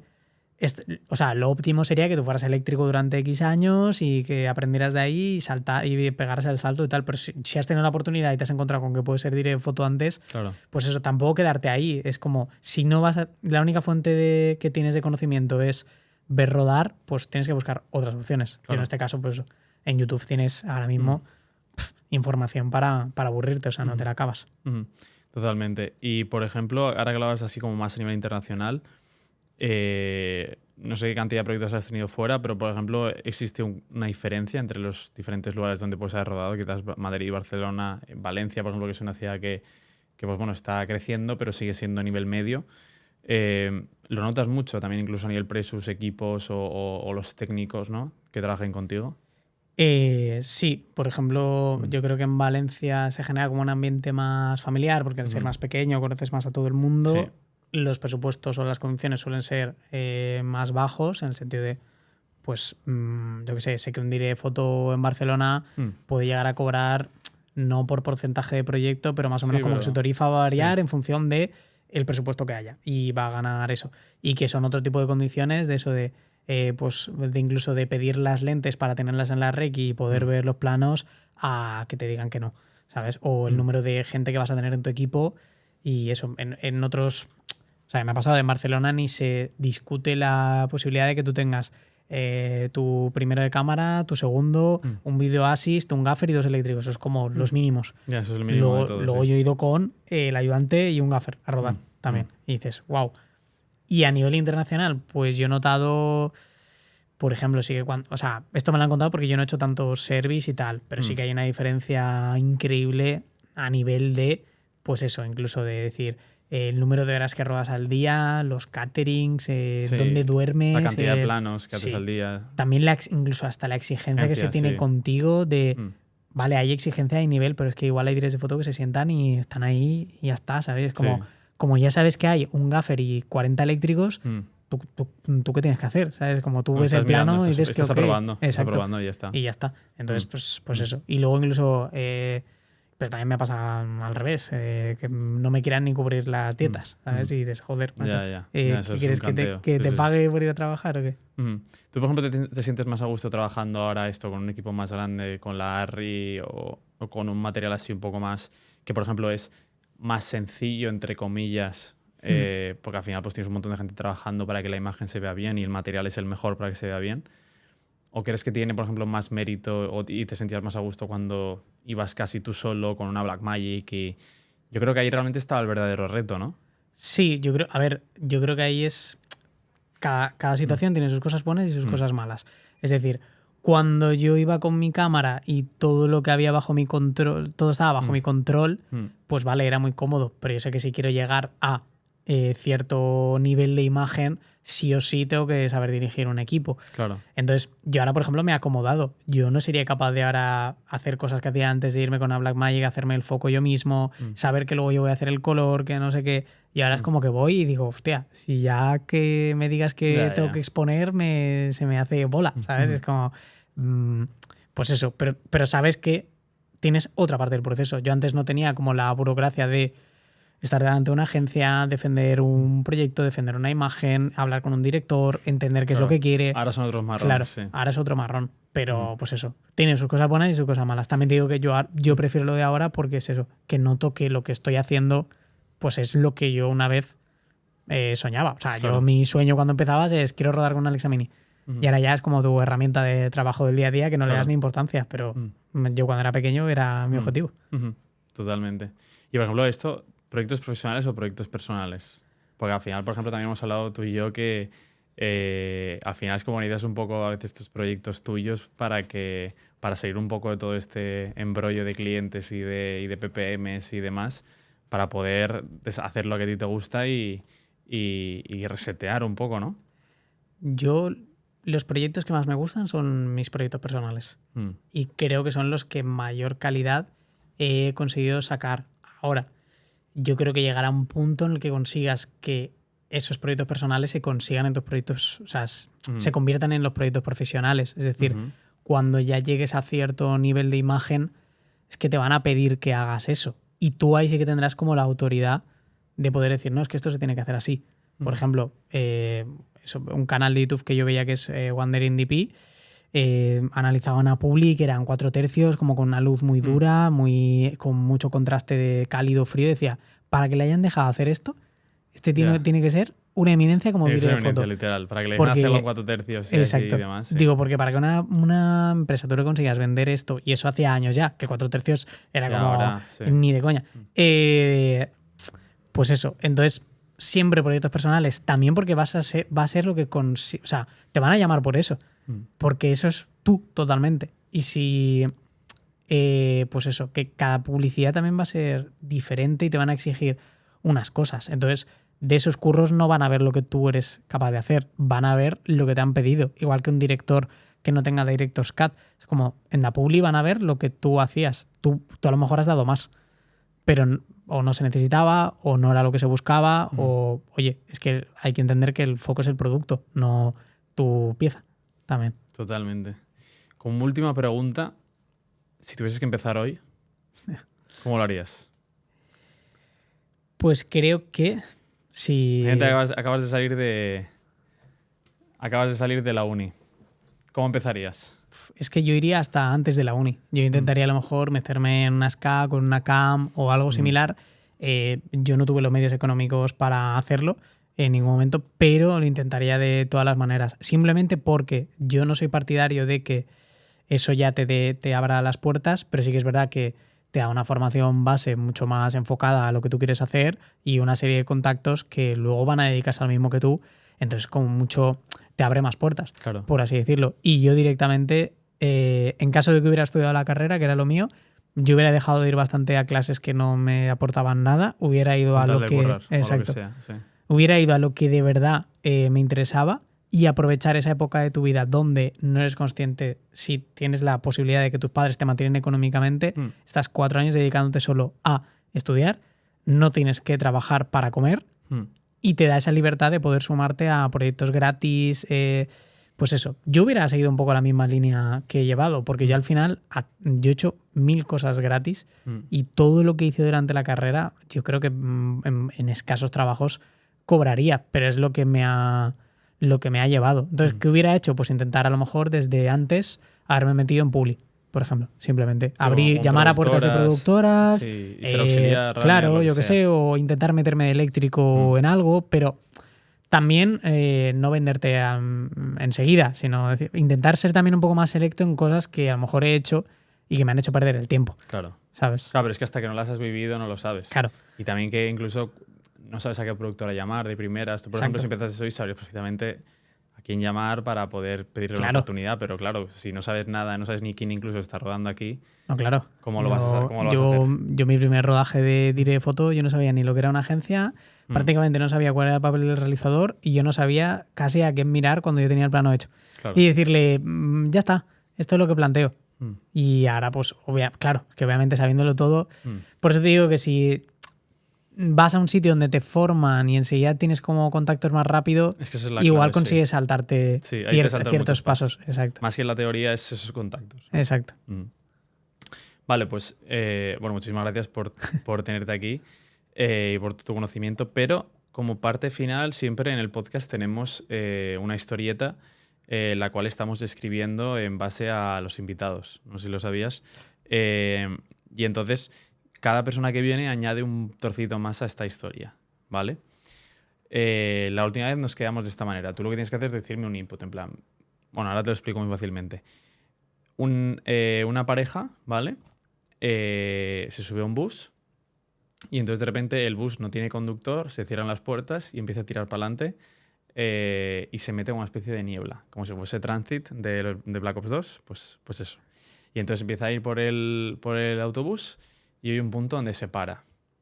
Bajan, todo se ve en la niebla y demás, y lo que ocurre es que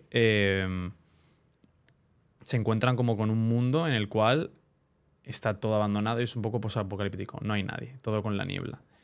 Ahí se encuentra una rosa, la cual la chica la coge, la rosa, y la rosa como que los pétalos empiezan a salir volando en 3D. Y entonces empieza como a a levitar el suelo como las piedras y demás. Un poco rollo Stranger Things. Ahí se ha quedado, ahí estamos. ¿Y era qué input tengo que añadir? O sea, como continuar la historia. Claro, tú como continúas y dices, pues mira, ahora lo que ocurre por la rosa es que ahora de repente aparece una tercera persona y les dice que sean bienvenidos. Es decir así como un par de cosas y ya está. Yo digo que se empieza a elevar ese pedazo de tierra donde están ellos, llegan por encima de la niebla y empiezan a ver que hay como pequeñas islitas con otra serie de personas que también han cogido esa rosa y lo que no saben es cómo llegar a las otras personas ni a dónde se dirigen. Hostia, me parece muy guay el concepto, ¿eh? Hostia, creo que es de los mejores que hemos tenido por ahora, ¿eh? Es un poco Zelda Breath of the Wild, ¿eh? Literal. Bueno, ¿cuál era el último? El de Tears of the Kingdom. El Tears of the Kingdom, literal, me parece muy buena. Literal. Bueno, pues oye, muchas gracias. Bueno, esto habrá un día cuando tengamos una historia así lo suficientemente larga, le intentaremos grabar. Sí, hostia. Y hacer un corto de eso. Bien, sí. O sea, que va a estar guay. También cada talento como que viene pone un poco como su, su granito y tal. El anterior era VFX y dice, ya pues meto esto. La rosa en 3D y tal, claro. ¿no? Sí, claro. Y bueno, pues oye, de verdad que muchísimas gracias por venir. La verdad es que creo que ha sido un contenido muy útil. Creo que nos hemos centrado en lo importante al final realmente y todos estos pequeños detallitos que a veces no se tienen en cuenta. No hemos hablado de lo típico, las cámaras y la luz, que yo creo que eso es obvio y que tenemos que estudiarlo todos, pero que hay mucho más allá y que también que me parece que eres una persona que dentro del mundo que vivimos ahora mismo lo has conseguido de una manera muy orgánica, muy natural, y que eso a la gente le puede dar esperanza, porque hay mucha gente en situación de que está empezando, pues que tiene una cámara, que tiene una Sony A6300, unas 6400 y que, hostia, le gustaría pegar el salto y pues bueno, seguro que es súper valioso esto y bueno, que te veremos rodando cosas más grandes y también pues con la productora, seguramente. Espero. Así que nada, gracias por venir aquí. Muchas gracias, tío, por invitarme. Y nos vemos el viernes que viene.